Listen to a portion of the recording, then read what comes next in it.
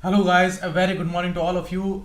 I'm welcoming you in the daily Hindu paper analysis, and these videos they come in the morning, and the PIP analysis video they come in the evening, and the PDF you get on the Telegram website, the StudyIQ Telegram channel and StudyIQ website, and on my Facebook group of IAS preparation. And regarding these pen drive courses, huge discounts are going on, and these are extremely important, which are going to help you extremely in your preparation. Stay at your home and study nicely. You can check about them calling on this number. Okay, so MCQ that I gave to you yesterday, falls related with Kaveri river, Gaganchuki and Hoganakkal falls, and one is Barachuki. These are the important falls related with the Kaveri river.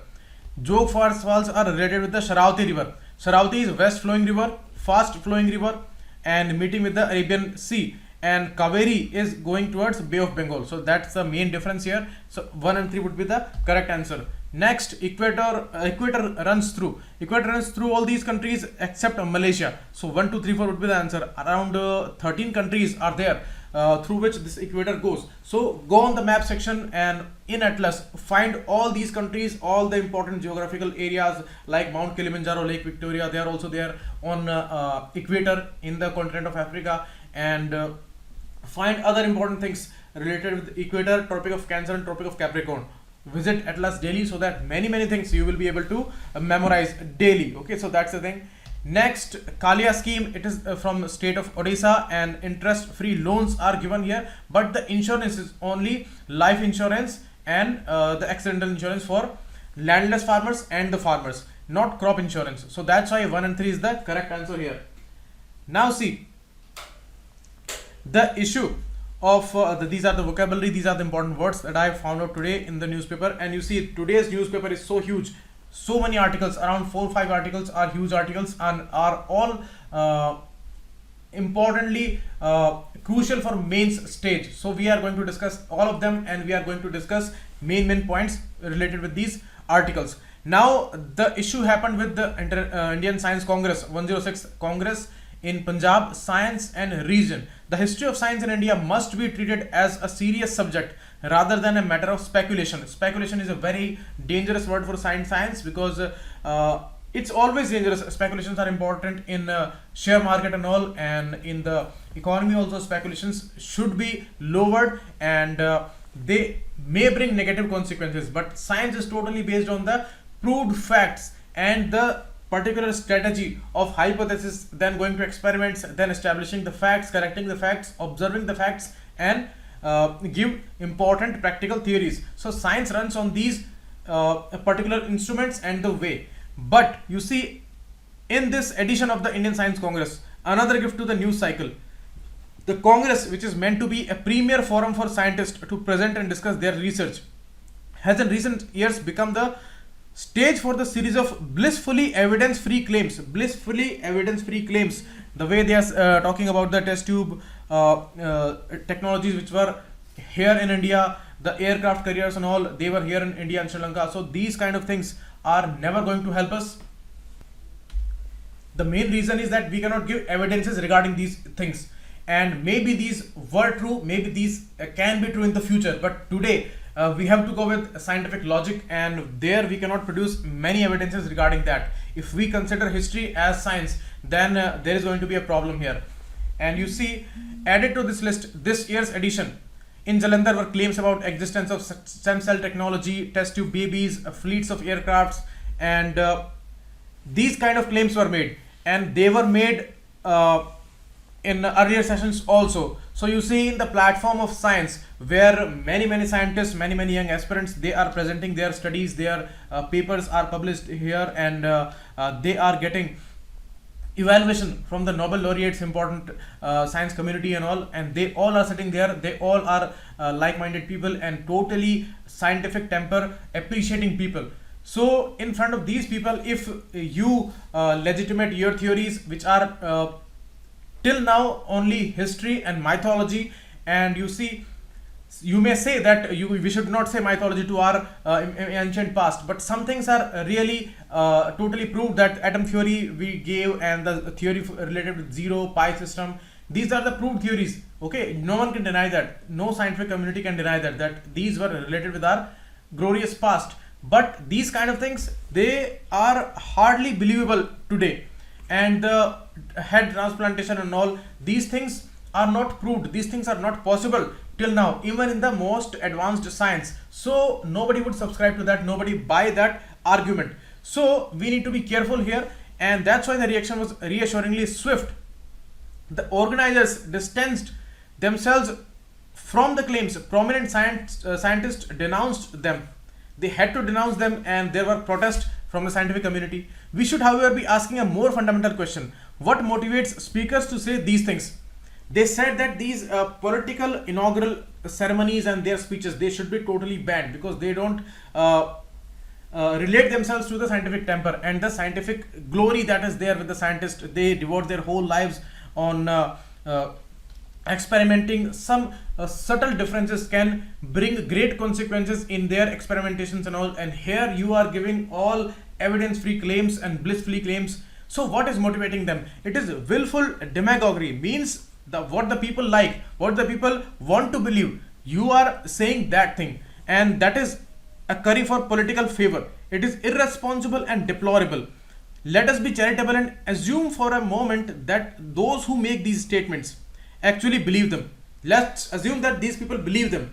At the very least, it is clear that there exists a sizable constituency which wants to believe such claims. If you talk about the poor population of India, uneducated people mainly, they believe these theories as true, totally true, because it's their aspiration, it's fascinating to them, and they are related to the issue of religion, and they can never go against the religion. That's a great issue of following belief system and the fear also. So they would never say that these things are not correct, or these things are not proved. So what does this tell about our relationship as Indian to science and to history? You see, it is given in our constitution that scientific temper should be appreciated, and even if we are blindly following and blindly making these kind of claims in this 21st century, maybe I'm not saying that these things are not true, and even the writer is saying that these things are not true. It is not like that. We cannot say that these things are totally wrong, but we cannot give evidence regarding them today. Okay, so if we are blindly following, then certainly we are doing a great harm to our indigenous knowledge, our great logic which we cultivated thousands of years back. Even those people applied their mind only, they did not follow anybody. Okay, they did their own experimentation, meditation and all. So that was their way, and we are actually mocking their way by blindly making these kind of claims. Okay, if we have claims, we should prove them and we should give their all evidences, but on the scientific platform this thing is prohibited. So it's rooted in colonialism. This angle is given by writer here. A glance at the past confirms that this is a deep-seated anxiety rooted in experience of being colonized. You see, when these Britishers came, they came to know about all these things. We were not even interested at all about our past, our scriptures, our languages. These people were only bothered about these things, and they showed it to us. When they showed it to us, then the issue of revival came, and you see, we were following the scientific path now. At that time, it was just a start for Indian engineers, doctors to be accepted as professionals. Okay, British community was not accepting us. They were mocking us on all the stages, and they were saying that you people are not capable, you people are not educated, you are fools and all. They tried their best, but you see, some great professionals, great minds were there. Okay, the way PC Ray was there, and Brahmachandra Sheel was there. So they made important claims, and at that time they were finding that space in the colonial era. But still, at that time also, some people made these kind of claims. The way the writer gives here the claims of Jwala Prasad, a top irrigation engineer in the United Provinces. He referred to the construction of the famous bridge over the sea at Cape Comorin, the Saram Setu, okay, and the cutting of the Gangotri from a wonderful glacier through disinfecting rocks and land by Rama's ancestor Bhagirath. Okay, so Bhagirathi Ganga is called, and this claim, that is a mythological claim, he gave this speech on the scientific platform. So before men knew how to dig a well, means till that time, according to the science, we don't have any evidence that this thing was possible at that time, because that time humans didn't even know how to dig a well. So Prasad's statement, unsupported as they were at that time, Nobody supported them, those claims. But his statements may be read as a defiant assertion at a time when colonial stereotypes of Indians as unscientific were still prevalent. Means at that time also Indian did not leave these claims, and they totally believed in mythology. And when they were at a center of criticism by Britishers, at that time also they were defying some scientific theories, and they were giving importance to these mythologies. So out of our affinity to religion and the religious discourses, we make some mistakes. When these things cannot be proved today, then we should not make these kind of claims on, or on at least scientific platforms where whole world is watching you. Okay, so they were also made in the context of a time when Indian engineers were fighting to be recognized as a competent members of a profession hitherto dominated by expatriate Britons. So mainly there were British professionals, engineers, doctors and all.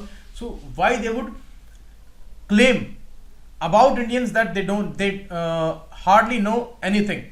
Because they knew that Indians were very smart in the past. They had a lot of knowledge, but today they are again making these kind of claims which are based on mythology, so we don't recognize them. So this was the situation. And the issue of revivalism, it also came because of the colonialist era, when Britishers showed us our past.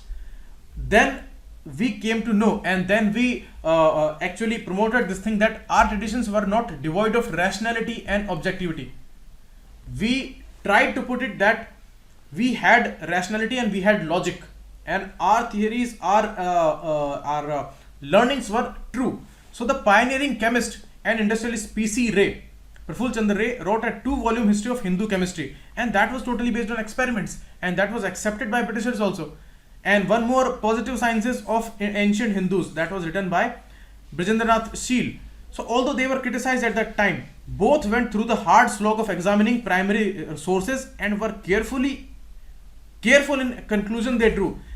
Why these were accepted? Because they were based on experimentation and the real scientific logic and real scientific way. This particular Hindu chemistry was a book based on pharmacy. One more important book, Ras Prakash Sudhakar, a great pharmaceutical document from ancient past, and it got recognition because it was giving solution, and it was based on the experimentations. Okay, if we today talk about the Ayurveda, now it has become a science because many of these things are proved, and many of these chemicals and medicinal plants, their importance is totally established. That's why we call that Ayurvedic science.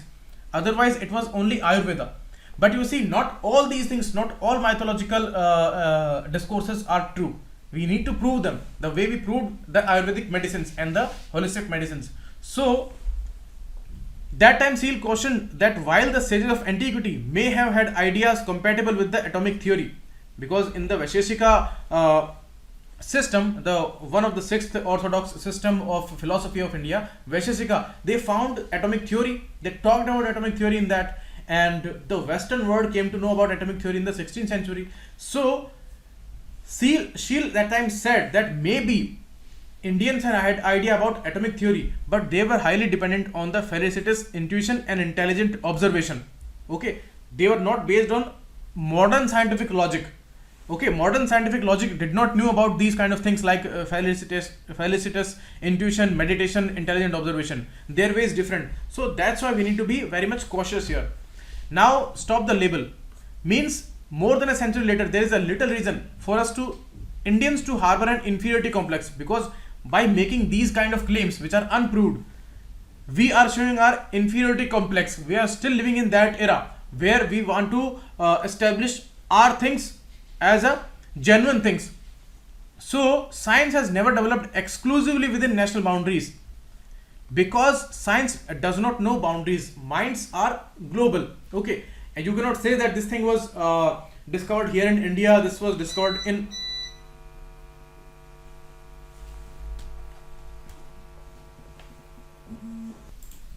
I'm very sorry, it was a power cut, so please sorry.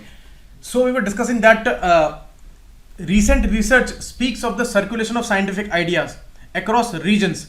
So as I was telling you that we cannot label this thing that science was discovered, this thing was discovered in USA, this was in India. It's not like that. In the ancient past, In the Western world, a lot of theories, a lot of discoveries were made with the help of East, with the help of Indian sciences, with the help of Mesopotamians and all. So it was all a combined effort, and people were knowing each other at that time. So ideas were shared. So science is global. Science is not in boundaries, and our obsession with this priority should be ended. And we should understand the scientific way, and we should appreciate the real way. Western science builds on the contribution, the way the writer is saying. So we should not say something like that we were first here and we discovered this thing thousands of years on back. So these things are not going to help.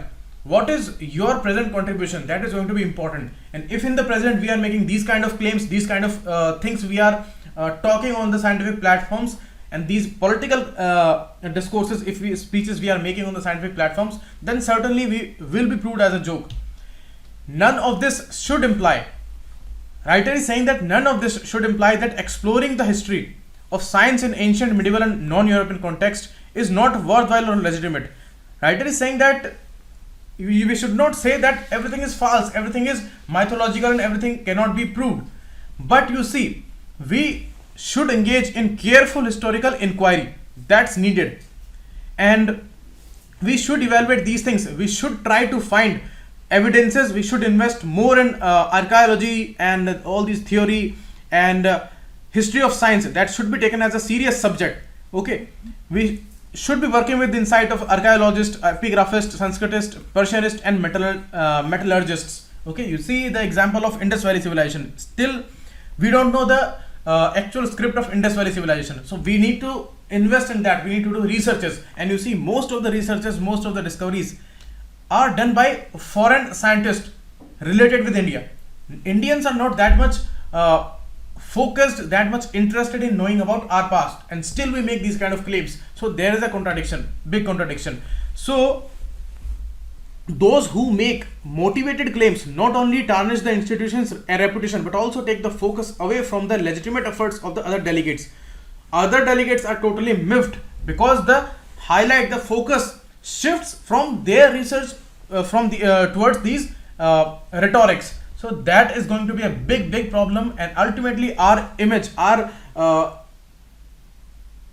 genius minds, our researches, our efforts, they are not under focus, and they will be mocked, and they will not be given any kind of importance from the world's scientific community, because they will note these things down and they will say that these Indians will be always like this. They will never appreciate the science. They will say this. So that's why it's important, and a body, this scientific community, which has among its past presidents as Ashutosh Mukherjee, M. Visvesvaraya, C.V. Raman, Birbal Sahni, M.S. Swaminathan, surely deserves better.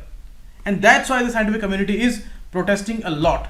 Now the next article, half done, that is regarding the GS paper 3, and the last one you can take as GS paper 3 and GS 2 and GS 4 and essay. All topics are important here. Okay, here this is said that our claim for beat plastic pollution, we started this initiative. We said that we will eliminate single-use plastic by 2022, and so far 22 states only they have implied this thing, and still many states and many union territories, they are left. They are about to start this issue. So our work is half done. Okay, in Bengaluru, waste collective estimates, it was more than 2 tons a day. The collection was more than 2 tons a day. Now it has come to 100 kg per day. That means we are going backwards. We are not following our claims. On international platforms, we have committed, we have promised a lot in the renewable energy targets, in our contribution, in our solar alliance and all, and in our climate change issues.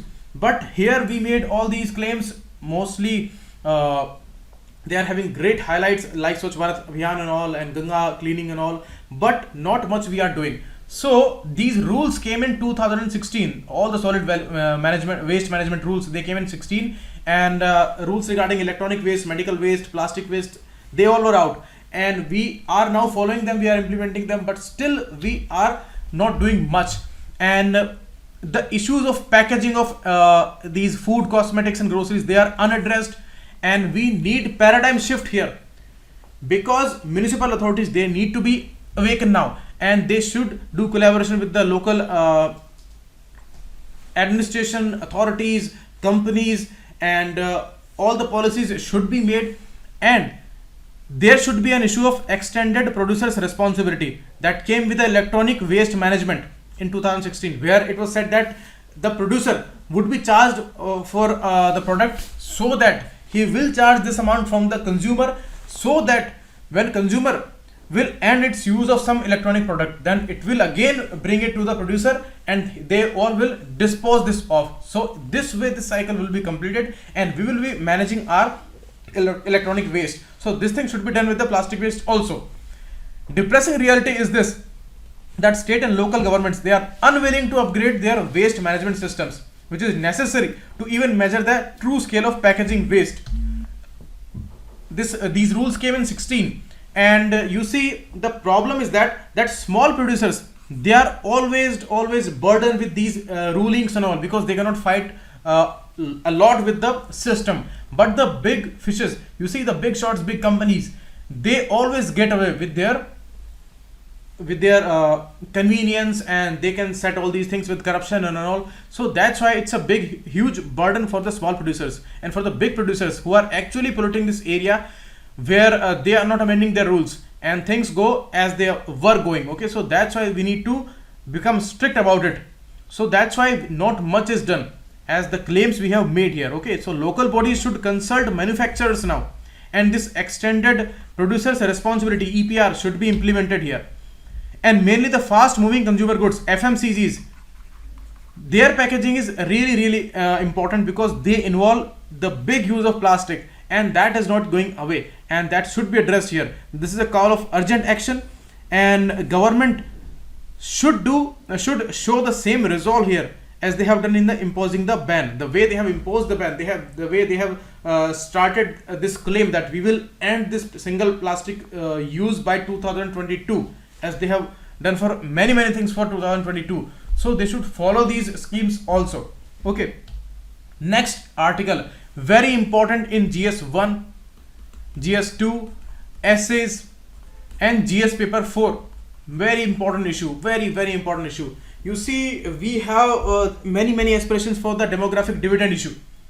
Young generation is there, 65% people are young, but you see, if sincere people among these young people, sincere people who know the responsibility, who are feeling the pressure around them, they are about to take responsibilities of their families, their careers, and the society, these people are not supported today. These people are not given jobs, and they are under immense pressure of this cutthroat competition, because jobs are less, seats are less in the colleges and all.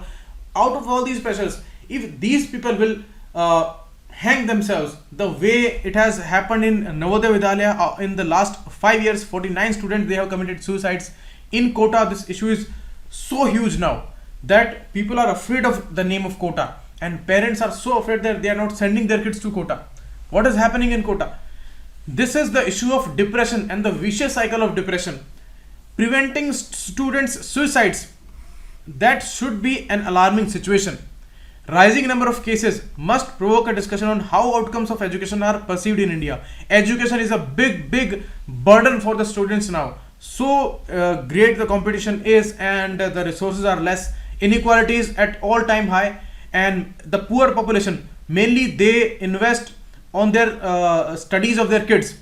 So their big budget is spent on their studies, and if they are not getting any outcome, any positive result, then certainly these kids are under immense threat and immense pressure. So that's why these suicides are rising. That is the common reason behind these suicides. Otherwise, we need to do all kind of research, but that why these suicides are happening, and why especially in these regions where these coaching institutions are there. But you see, they are under constant flack from teachers, bullying from peers, enormous family pressures, and their own sense of decent future that they see as a failure. So these are the main issues here. Education ecosystem must take the blame for this, because that is the main culprit here. You see what kind of system is here. You talk about the issue of jobs today. If I give you the real example of the state public service commissions and their notifications regarding the jobs and all, what they do actually in 5 years, in every government's term, what is happening for the last 4-5 years, they will release the notification. Now the examination would be delayed. If that happens, then issues of wrong answer key, cheating, or any wrong questions put up which are there, so they will appear. Then the case would be shifted to High Court, Supreme Court. Then time would be there. No examination is being completed within 2, 3, 4 years. And you see the most important time of the life, that is totally ruined. Nobody is caring about that. You see these issues, they go on and on in these courts. All of the unnecessary things like religion and all these things are readily taken up in these courts. But the issues which are there with the jobs, the examinations, the life of students, their loss of important years of their life, nobody is caring about that. So where they would go? Who would listen to them? Because parents, families, the relations, they cannot understand the real situation of a student, the pressure which he or she is going through. So these coaching centers, you see, they are giving them hopes and aspirations and all. But you see, out of all these pressures, the student is immense pressure. But now it is the ultimate responsibility of the person, of the student, that he should fight this battle.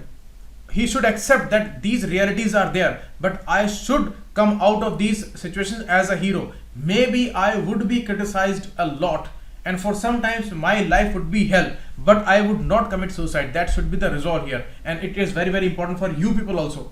Nothing is better than life. You see, if you are alive, then only things are possible. If anything is possible, that should be there in the life. If you will end the life, nothing is possible. So these data, they are also showing that within 2 years, 26,476 students committed suicides, and mainly because of the failure in examination. More than 7,500 students, they committed suicides out of these failures. So you see the situation here, and outcomes of education are very less. Jobs are our jobless growth is going on, jobs are not there, and what they would do out of this education, till 25-30 years they are consistently studying and they are not getting jobs. So what is their image, what is their life? And these important years of 20 to 30, these are gone. So these are the main reasons, actual reasons I'm telling you, that why this vicious cycle of depression is going on.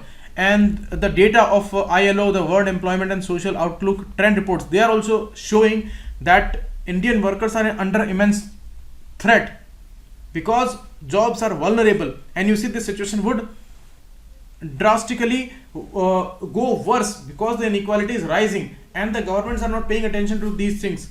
And we can see the example of SSC, what is going on consistently. A low number of seats are there in the UPSC, and even the issue is there that there are vacancies but they are not being fulfilled. So you see the situation of India, and we can understand the reasons why these suicides are happening. And once they are started, once this streak is started, then this is not going to stop, because this is very contagious an idea. We can see in the case of farmers, this is so contagious because one person is depressed. When somebody look at him, 5 people will be depressed, because it's totally a depressive a contagion that spreads. So that's a vicious cycle, and we should address this thing as earliest as possible. We should make high level committees, and in fast track courts we should observe these things, solve these things. Social factors are the biggest factors in India, as I tell you. Even sociologist Emily Durkheim said that suicides are result of not just psychological and emotional factors, social factors as well. And loss of community and other social bonds are happening, and people are busy in their lives, totally self-centric lives we are living. If time is good, then we are happy, but when the time turns against us, then nobody is there to help. So that's why these situations are very, very alarming. You see, 1/3 of the suicides done by women, these are happening in India. 1/4 for males happening in India. So you can understand the situation, that how dangerous this issue is, and nobody is caring about this issue. You don't see any famous debates on the primetime news channels about these suicide issues, but these are happening. But now when kids are hanging themselves, then this thing has come under focus. The Navodaya Vidyalaya issue that is going on, we discussed that 50 suicides in 5 years. So that's a big deal. Without any significant rise in budgetary allocation for education, it is likely that there would be cuts in non-productive areas of education, such as guidance and counseling. You see, in the schools, guidance and counseling is a prime need, but there are budget cuts. You see, budget is not even there for paying permanent teachers and developing infrastructure. Then certainly there will be cuts in these kind of things like guidance and counseling. Why administrations would be able to pay to these kind of counselors and teachers and guides? Because already there are less budgets for the main issues, the studies and all, but nobody is talking about them as main issues. And now the situation is out of hands. So we should take ultimate measures till the time it becomes a very, very huge issue. Now the way forward, we should imply all these things. We should know the reasons behind these suicides. Curriculums should be changed so that mental exercises, meditations, all these are becoming our main tools in education life. And Delhi government's initiative on happiness curriculum, that should be implemented. Justice Rupanwal Commission has given important suggestions here that those should be implemented, and we should reinvent our educational systems, because that is to be taken a blame mainly. So new ideas of living and renewed possibilities that could transform a life of precarity into life worth living, that should be main focus here. And total reform is needed in our educational system that is not giving us any kind of result. No jobs, no scientists are there out of Indian education system, and no great personalities, scholars are not coming out. Only the crowd of engineers and all, they are rising. So that's why these kind of effects are there. Next article regarding the issue of climate change, the Katowice summit that happened, 24th conference of COP 24. 21 was Paris Agreement, 24 this year happened, and you can relate this with GS paper 3.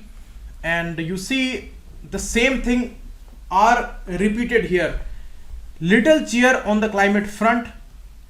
Rule book that was introduced, that is bringing contradictory situations here, because universal responsibilities are given to all the countries, and they are not making difference between the countries like USA and the countries like Maldives. Okay, there are huge differences in capacities. Developing nations, small nations, they cannot take this kind of responsibility, but they all are being on a same platform. That's the main trouble here. Substantial rollback of differentiation was tried here, but you see, when in Paris Agreement developed nations were allowed to make voluntary commitments to climate mitigation, then it was a huge problem, because it was without any benchmark. And on the same page, you gave these things, you gave these recommendations to the developing nations, and they also submitted their targets. But you see, you don't commit for a financial help to developing nations. So that's a huge problem, and that's the consistent demand from the developing nations. And at Katowice, this process went further with uniform standards of reporting, monitoring, and evaluation for all countries. So how this is possible? Developing nations, they cannot afford so much. Developed nations, they can afford, but they are not ready to take this raised responsibility. They are saying that why we should be caring about this. We don't care about what happened in the past. We are not responsible for that. Our ancestors, they did about this climate change and all. But India would also say that what is our fault?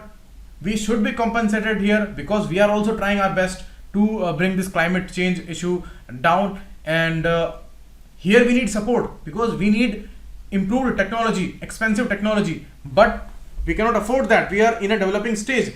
So there should be a differentiated responsibility, but they are only superficially impressive, intended as much for Maldives as much as it is for US. So there is no difference between these countries according to the rule book. Real targets of this uniformity are these larger developing nations. The small nations, the least developed nations, they are given some exemptions, but they are of no use. You see, larger developing nations, they are having a lot of troubles, because they cannot actually afford these technologies, and they are at developing stage, and they are going through immense economic pressures, political pressures, and where this additional burden which would be there, that is going to be a huge problem. Reporting, monitoring, evaluation, all the uniform standard for all countries, that is going to be a huge problem. And even the concessions for countries like India, they have been hedged with a number of conditions. So conditions are there. Uniformity of the stringency is there. even the foundations which are put in the rule book, these are uniform for all the countries. And you see the example like requirement of reporting as little as 500 kilotons or 0.05% of national emission per country. For reporting of these things, these are uniform. All countries should do at the same level, even the US, even India, and even American Samoa. That's a huge problem. You see, elementary mathematics tell us if US is doing something for 1%, certainly it is going to be huge in amount if we compare it with India's 10%. So India's 10% would be a little addition in the climate pollution, but US's 1% would be very huge here. So that's totally an unfair idea when you are putting percentage wise conditions here. So here India would be at a big loss, and like-minded countries, the way Brazil is there or Indonesia is there, and all other countries, they are actually heavily protesting this issue, but US is dominating the scene, and the whole rule book is according to the developed nations. That's the problem here. Contradictions are there, total lack of initiative by developed countries, and there are some reasons that dependency on fossil fuel is still going on even in the developed countries. Why? Because there has been a downgrading of nuclear energy. The situation is not as much good as it was in 1990s. As I gave you an example 2-3 classes back, where I told you that the nuclear production has actually gone down from 17% to 10%. It has become in 2016. So the importance of nuclear energy, out of these conditions attached with the nuclear energy, the safety norms and all, there has been a decline. So more dependency again going towards the fossil fuel, mainly the shale gas and all. So developed countries are not doing much, and the equal responsibility is coming on the developing nations now. According to the special report of the IPCC, it has been declared in the report that this is an urgent issue. If you don't apply these things sincerely, then the goal of 1.5% change in the climate average temperature, that is totally an impossible target. But you see, there are symbolic gestures, and these developed countries, they are actually escaping from this responsibility. And the long-standing argument of the developing world that the bulk of climate finance must be from public sources, that is again totally ignored. Because regarding the developed countries, if we talk about the FDI and the equity flow and the private sector flows, these are suitable to developed countries but not suitable to country like India, which is heavily dependent on public sources. So if these funds will be flowing from private sector, and if we are to take loans from the private sector, then certainly we will be totally indebted. Already we take a lot of debts from the world community and from these institutions, and if these additional burdens will be there on countries like India, then certainly it is going to be a huge problem. Okay, so they are not implementing the special report, and they are only reading it, and they are only taking some cognizance of it. They are not implementing this, and that is the main problem. And in making these kind of partial rules, there is active backing and instigation of the country like USA, who is dominating the scene. India pushed for equality, okay, and periodic review of the Paris Agreement, but that is not possible till now. Problem is that India is actually failed to obtain the operationalization of these notions in several aspects of the rule book. India is actually ignoring the great danger and newly underestimated what was at stake at Katowice. They are saying that whatever we committed, whatever our steps were going on in the last 3-4 years, we are actually ignoring these things, and India's articulation for the needs is at the lowest ebb in the last several years. We are not pushing much. The way we push the nuclear idea in the World Forum, we are not pushing the climate change idea that much, and that is the issue. Even country like Brazil, it has held its ground on matters relating to carbon trading, but we are not pushing that idea so heavily. That's a problem from the Indian side also, the writer is saying. And at the domestic area, at the domestic front, we are continually urging unilateral domestic actions on moral grounds. So on the moral talks, on the moral rhetorics, we are doing good. But in this international forum, we are not pushing the agenda that much. Okay, so that's the issue. And even the countries like China and other like-minded countries, they have said that it's an unbalanced nature of outcome in this Katowice summit, and emphasis on mitigation by all is there.